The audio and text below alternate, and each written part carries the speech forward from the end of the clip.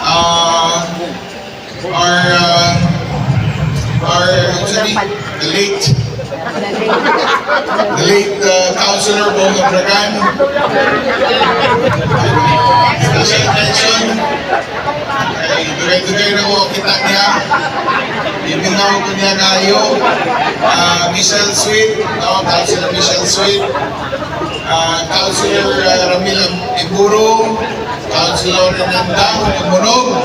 Siyempre, si Derek Shaw, ako kauban sa Malay. Naulahi lang ay busy sa iyong exercise. Ang amahan sa iyong mata, pero diretso na sa trabaho. Wala exercise ang amahan, pero ang anak, sige.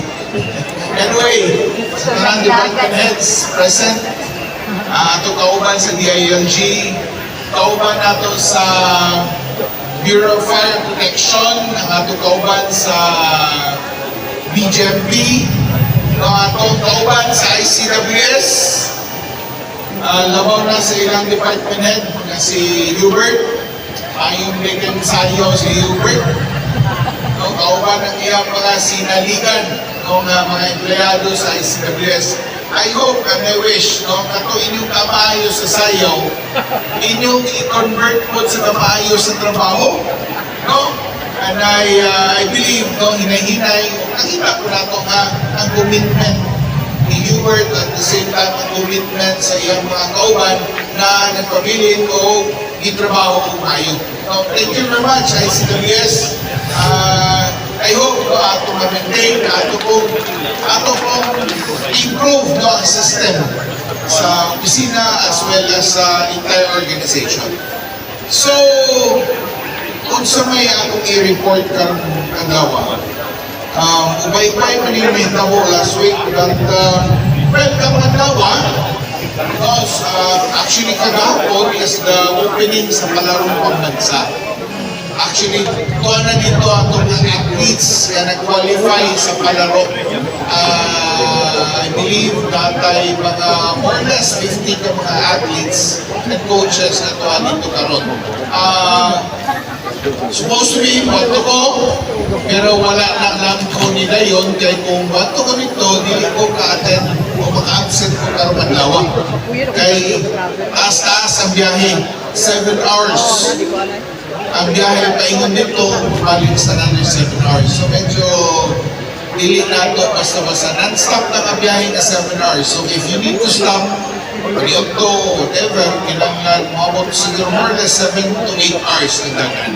So marang nandito karon, but they are escorted by the officials of DepEd, kauban ng ating SDS, si Jonathan Del Peña, o katong councilor doon sa Sports, Committee on Sports, si King Belmonte, ito ako dito.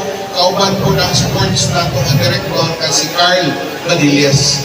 And I wish, and I hope that atong mga athletes sa Igan, magka-medal, labaw namin palarong pambansa, mo kaniyang atong stepping stone sa national na level na yun na sports, mga sports, mga bagitan at atleta na nagdiha nagtapok o compete para sa overall winner din sa category nila as high school students. So, gamay lang yung mga reports. Last week, pagawas na rin memorandum or Executive Order number 57, series of 2026, an order directing all offices and instrumentalities of the city government in Iligan to display Philippine flaglets and encouraging national government agencies, private establishment and non-governmental organizations and all residents of Iligan City to do the same in the observance of the 128th celebration of National Flag Day. Magsugod kini sa May 28, taman sa June 12 sa commemoration nato sa atong Independence Day. Paliw po mga department heads, amo na lang po mo relay sa inyong opisina na ginagawa nato ispitoon ng atong flag. That's the only one that we have. The flag nato na ginagawa maano ni siya. kinalan na natin advokasya nga kanimong display of flags, I believe, is makahatag kung mas doon, no? Pampanga nato sa atong nason. So, encouraging all departments to do that. Last week, I believe sa adlaw to, was it Wednesday or Thursday, Tata Atog, kauban ako, dito misang Alaong Public Market Project. Ako lang klarohon, labaw na sa announcement nato, no? Wala nato ni ipasagdan. No, nagkan mo kayo nag-wonder nga ano nidugay ang project. Kaya wag sabot unsa ang hinungdan, unsay reason ngano na-delay kani kung ngano niabot ni siya ingani ka dugay, no, ang proyekto. Atong klarohon nga ato ning prioridad, ang priority nato ang security o seguridad sa publiko o protection sa katawhan, sa kwarta sa katawhan. Atong naroon, no, ang atong contractor, kaming contractor, PM Marketing, na may collectible, apan dili nato gusto nga iyang kolektahon ang tanan nga iyang gustong kuhaon. Atong naroon, gusto sila mo kolektag 96 o 96%. No, apan, base sa City Engineer's Office, na pagkwenta, 72% lamang ang accomplishment nila. So di aga differ, no? Di aga differ. 72% pwede natin ihatag kaniya kung willing sa mo kolekta. Kung mo insist na, amo na kolekta ang 72%, pwede natin ihatag. Wala nato na siya babagi. No, klaro. Apan, dili ka na nga avenue ang iyang dili ka na nga direction ang iyang undertake. Instead, nag-file sa mga kaso. Di ba? So, atong klarohon nga na-pending ang cases karon. Actually, na-pending karon na case sa Supreme Court, no? O, well, base po sa COA, na actually, report, ang ilang findings is only 69%. No, 69% lang. Then, well, along the way, naman yung original contract gikan sa PM, nagpadayo ng trabaho, while nagpadayo ng trabaho, 69% ang ilan na complete. Upon checking, no, upon checking today, they were claiming 96, but upon checking, we only found out na 72% lang. But ang recommendation ni COA is only 69%. Pero hindi musugot. No? Nangayos ng extension and so on and so forth. Wala kayong madayon. O ilang nag-file sila ang kaso kanatok, batong kanatok. Well, kaking problema ang project na nakita sa City Engineer's Office. Aside from the COA discrepancy findings, nakita nila ang failed na waterproofing system. Nakita nila nga kulang ng specification sa water tank. Then, ang fish of meat stalls na nakita po ninyo nga huot. And then, ang pinakabukat, ang structural concern na delikado para sa kaning end user or kaning ang public na gamit dito. Base sa independent structural findings, na-diskubrihan nga ay honeycomb or mga ampaw sa beams o mga slabs. Nakita nito while we were there, explain sa ato atong architect sa Metro Stonebridge, ngayon siya, kung ang honeycomb daw, kung sa poste lang, okay lang, no? But katong mga slabs, ang mga nagpugong sa second, third floor, ito yung delikado na medyo tumuhuyang ka na, delikado nga sipako, no? Kung may tabo ang dilikayo. Napoy kulang ang mga kabilya sa pipila ka mga structural components. Kung na nakita, kung na findings, ato karoon, findings kani ni engineer Tabamo. Marcelo Tabamo. Engineer Talabok. Talabok. Mo ni ang iyong findings. Gikinanglan og structural retrofitting din nalangay tuod kay gisulod nato ang legal nga process sa annual budgeting, annual appropriation o bibidding pa. Mo ni problema sa gobyerno. I-compare nato sa private na for example Robinsons, no? Na sila project o KCC or SM. Na naay diferensya, pwede sila mo ingong na, oy, kontraktor, aliw ko gusto ba? Kung may dili mo gusto kontraktor din, automatic, no? Pwede sila mita tayo. Wala kayo'y, wala kayo'y, ang sitawag na attorney, Bert Padilla, na mga legal consequences, something like that, no? Dili nga nakabuti o sa private sector kumpara sa LGU or sa gobyerno. Atong klarohon nga kaning atong yuning klaro nga ang pag-budget, annual ang atong budgeting process sa LGU Kiligan. That's why when it happened, no, wala nato ilabti ang kwarta. Ato klarohon, wala ilabti itong kwarta kay na may tagiya itong 69 or 72%. Wala na sa ilabti. Katong the rest nga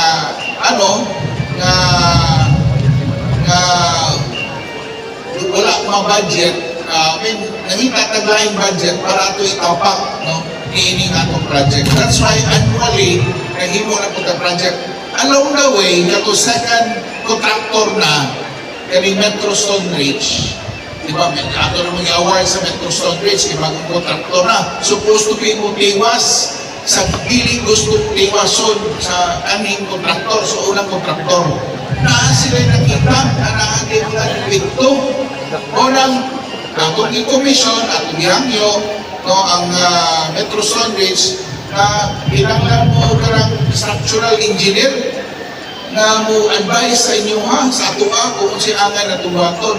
Muna na ang findings nito nga dili siya structurally sound o kinanglan retrofitting. So what the local government did is to wait another year for the budget sa retrofitting. No, aming karong tuiga na ang budget sa retrofitting o gi-award na kani sa Metro Stonebridge. Ilang unahon itong pag-retrofit o pag-ayo itong dipito ay nila matiwas itong ilang kontrata na una nilang napirmahan. O na yung reason why usahay madili ang mga proyekto. No, as of May 20, nagkadawang siguro ng tuta, ang waterproofing, kung kani ang mga improvements sa ilang nabuhat, waterproofing sa cistern tanks, completed na. Ang pag-ayos sa sewage treatment plant o STP, construction sa roof, atrium ongoing, pag-ilis sa substandard, no, katungwalay certificate na elevators o escalators ilan ang ibuhat. Okay, base sa kontrata, branded man supposed to be ang atong mga elevators na ay klarong certification ikan sa Philippine distributor, no? O ilan ang i-remove ang escalator o elevator para ilang itaod tong mas legit na mga gamit, no? Dayon sa wet section, nag-rehab na po sila, nag-demolish o nag-rectify sa fish o sa meat stalls. Makita nato dito, dili na-expose ang mga kurente, unlike sa una na simbako na yung mahagi dito, then basak niya ang kanak na section, delikado sa pakurintihan, no? Paggamit o mas limpyo o likon na stainless steel materials, pag-ilis sa wet sections tiles, no? Then may mga ongoing masonry work para sa cold storage o sa ice maker facility. ang accessibility compliance, no, reconstruction sa hagdan o railings, kung madungdungan, kaniyan to, katong una na itong pagbisita, ang katong rampa, no, pwedeng lisura, itungas. No, karon ano na gid? Gradual o let's say PWD ang usaka nito, matulod nito kung sakto. Magamit yung isakto, dili siya ingana ka lison gamiton, no, ang i-reconstruct, no, ang hagdanan ng railings, ang PWD ramps is standardized so by sa proper slope requirements. Thereby, mas luwas o mas accessible kani sa mga senior citizens o mga PWDs. Ang target completion, initially when we came out with the budget, ang storya, September, initially. Okay, igawas kaniya to, ikan to City Engineer's Office. But, ino nila karon kay bago raman na award, na delay man, no, sulod daw ko no sa kunong kabulan, 6 months, dili, ay nila makomplete, which is kung usubay na sila nasa December or January, no, pero, ila nung paningkamutan na ilang sayo-sayo pag-deliver. Mga kaniyang updates, no, sa atong existing merkado diyan sa may pala. Pataas ng kamotong na nadamay sa kasong pag-file sa ombudsman. Ano kayo mo nadamay? Kay member mo sa BAC, no, member sa City Engineer's Office, whatever. Kaya ubang mga empleyado yung tao, mga JEO employees na appeal sa kaso. But, well, maniging ako nga I've been there. Hindi ka naman nga, I didn't even lose a single slip. No? Yung ko makuyawan, anak. This is, well, ako ni pronouncement, no? Pili na niyo anak na ta. Pag nakita nato, nasakto mo ng atong gimanugan. What we're doing is to protect the public. Ang public na mo gamit. Besides, I cannot accept a defective product. Hindi ko pwede mo akseptar kay simpang kung na yung mahitabo na ikinahanglan i-repair sunod, ako nung yapoy saan na ni karon. Di ba? Naganing kamay baha diya sa barangay, ako ganing sala. Naganing basura diya, nadiling magkulikta, ako ang sala. Ingana ang kalisod sa politika, no, saan kanunay ang mayor. Well, that's part of politics. No, ingana, normal ka lang sa politika ka. Pakitaan nyo kag sayop. Balang dilig na siya sayop kay kaning tanang mga problema, ato naman nadawag, atong na-carry over. Kumbaga, ipasa naman niya sa kuha. Di ba dugay naman niya problema? Ha? Ipasa naman niya sa kuha. Di ba? Ikaw may ako nakita, so ikaw may ako na-mention. Ipasa naman niya tao niya sa kuha. Nato ako naman yun ay salaan ni tanan. Anyway, kani siya matubag, no? Wala tamahadlok because nata sa sakto atong ibarugan. Dayon dayon dili ni siya ako karon wala kang na politika ni please. Wala kang na politika. Kung dili atong iklaro nga safe kini siya sa public at the same time accountable ka, no, sa unsay proyekto nga mo atong dawaton dinhi sa syudad. Kaya ato man ang administration karon kinahanglan ato ko mo dawat mga nitag proyekto sumayo na ito kontrata. Kaya mo magkanap dili pasabog laing mayor o laing administration ni sign sa contract then pag-abot sa ato di na nato tumanon. Kung sa'yo nakasulat sa kontrata, may atutungan. Last week, may paigayon ng ika-45th Local School Board Meeting. mga kabarata, 8:31 pa karon, alas 8:31. Mahuman nga tag alas 10 usahay. No? Karon 8:31 pa lang, nanata sa mayor nga part. So, dali na ni siya. No? Priority nato sa atuang local school board ang edukasyon para sa kabatanunan Iliganon. Ito siya itong gibuhat sa LSP. No? Ana atong mga school bags o supplies para sa mga indigent learners. Ang 4Ps ang atong giuna kung mga naapektuhan sa kalamidad.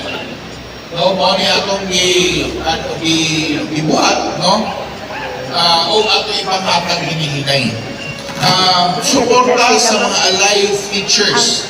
Din kumpletong pondo para sa honorarium sa mga ustads. Ustads ng mga naasa gobyerno sa alive. I just would like to apologize ito kaning mga dili ustads, dili alive. Attorney Badillas, di ba, kauban man ta sa LSP. Ang mga dili alive teachers, dili pinagawa. No? Tama ba? I-call ang attention natin sa kuwa na sorry kung dili alive sa DepEd, dili nato matagaan. At nevertheless, ambot lang kung saan ni nato, but nakita ko na ito ang ilang kanunay, ang ilang commitment ang mutabang gihapon. Isang volunteer lang sila sa ilang trabaho. So,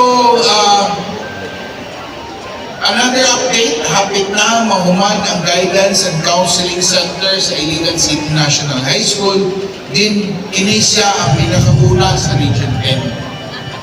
If you remember, siguro 2 years ago, na initial na phase na naitukod na Guidance and Counseling Center, pero wala din siya, medyo abiki ang budget, that's why gitunagan kung kinihapit na mahuman.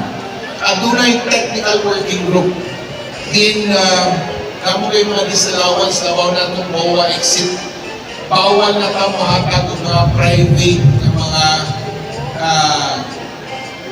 entities or corporations na gagawa ng support gikan sa LGU.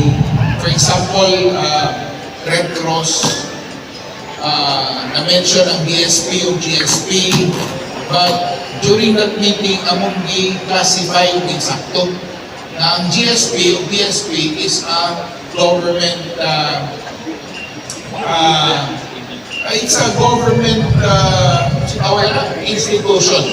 Created na siya pinagi sa Republic Act. That's why we cannot dili siya pwedeng pwede siya suportahan in short. No, BSP o GSP na gisiguro na suporta o direktang mapuslan sa mga estudyante. Kaya paingon man sa mga estudyante. Then ika-5 o ika-6 na doon propose ICEDO office aron mas o centralized education concern sama sa scholarship, literacy, test gadget, and coordination. Padayon ng mga school projects sama sa ongoing karon ng bagong building sa Santa Filomena Elementary School. Kanang building himo kana sa og DepEd illegal administrative building. Ibalay na sa diha sa Santa Filomena tungod kay huot na kayo ang pisina diyan sa may Aguinaldo doon sa formerly kanang BSP kaning na property na karon gigamit sa sa kanina nga company Unitop, gigamit sa Unitop karon. Padayon po ng mga school projects, no?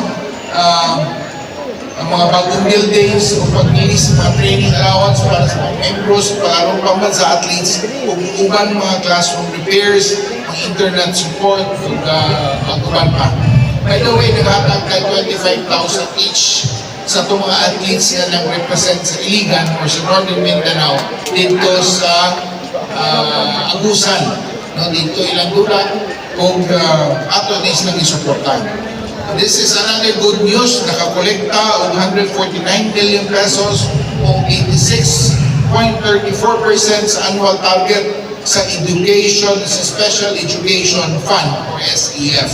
Report kanini Atty. Padillas, kasama ng City Treasurer o membro sa local school board. So, thank you very much. Mo kanang report na ito gikan sa LSP. O, ang ikatulo, ang Garbos Iligan. Iligan City nakasulod sa Global Startup Index. No? Ang itay, ika-7 ta karon sa tibok Pilipinas na top startup ecosystem. Kung ika-927 sa tibok kalibutan.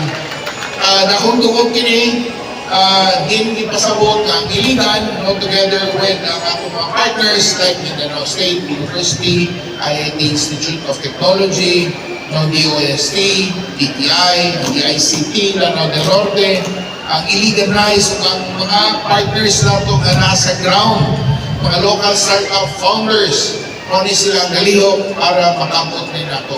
Kagkay, kung ninyo ng Iligan, kagkay hilom-hilom na ni sila. If you look at the economy of Iligan, kagkay online workers dili. No, I believe mas kinagkan karon, kinagkay college graduate, especially from MSUIT, na wala na nangitang trabaho, minsan nga graduate o mga nindot nga kurso, wala na mo function as a nurse, o wala na mo function as engineers, but rather than working in kaning online ang mga trabaho. So, ano yung mga reports na ito karong for last week? It's Monday again. Salamat kayo sa inyong presensya. It's already 8:38. Hopefully by 9, nanatas ako mga opisina o magtrabaho. So, may mutags tanan. Thank you very much again sa inyong presensya. I hope, no? One reminder, Stella, ay sa tindo.